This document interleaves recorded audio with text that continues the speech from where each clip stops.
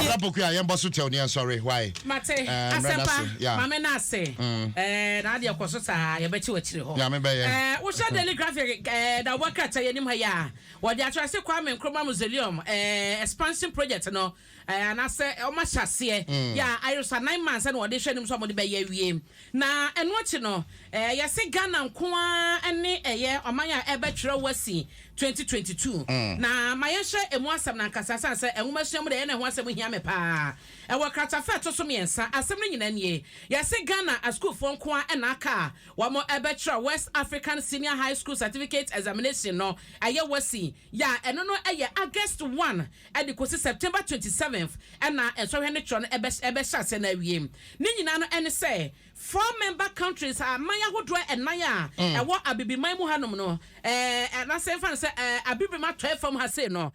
Nigeria, Liberia, Sierra Leone and Gambia wo mu nyina no assign ekọ the May June calendar iti anam so amom schools and candidates no efiti May 9 e de kosi June 24 this year no na wo mo no edi wo mo de hudwuma na omo chese omo academic calendar no wo ma hyehyɛ ho nyoma toto ho nyoma nyina so Ghana de the new normal calendar yeah no COVID-19 pandemic na de buy no eno amu na yeguso ewo a ye mfiri mu but to sha man na kana mu nyina no ekọ back to the old calendar no enti no mo de na kwakọ basa no wase ni nyina mu no ewo mu se Ghana ye de no eye late sitting na so nyina no wase enkwada ni nyina no eye National Distinction Award and na WAEC Excellence Award no candidates sa enkwada wasa man mu nyina no yade omu so betumi asimu akan amana ye na ehwo hyehyɛ nyina akosom na wo hwemu a Wendy Enyonam Adilamte wano eno ye head of the Ghana National Office edma WAEC ena edi nsem we atudwa enti eno no ehwo amane bono no enti this year eye wasi a ye ma no ebekotro no August 1 to September 27th no Ghana nkoa ena ebekiro daily graphic kemu amane right eno no Arabokuya be for story back ka ho na fe yan sorry so why there na the bad daily guide one me fa daily guide them okay, right daily guide say yen share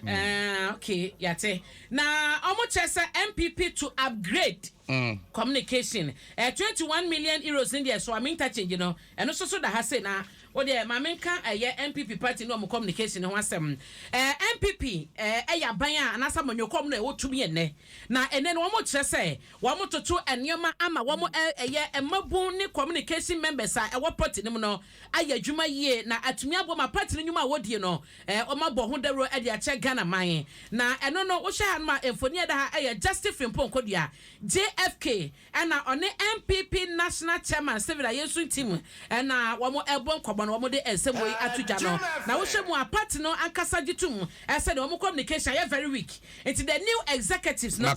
mo farmer Titus Glover na mo ho tom wo raba ko so communicate with MPP mu amani so pa Adom ko ba fi Adom ko ba fi de so o ma bachelor no me say o mo farmer Titus no parking o mo farmer Titus but be o de attach Titus akanye bad so o betimi identity Titus but Titus dey be here oh yes o twa ha mo ama hunu si communication gap wo hoyi na accommodate communicators our party ni mu mo pa mo share the new crop of executives aba no wo mo wish and the estimation no and say wo mo be hwe mo yie no ma ye adwuma no mpedi onim kasa awo kasa to akoma so obi na no so kasa na abuofu dada that's mo be ka nyanye no na wutie mo pe communicators papa so mo kasa to he akoma so sa na do sa ye den Amusia we oko 16 minutes after o say onkoi metia o say meko okay asundwe nka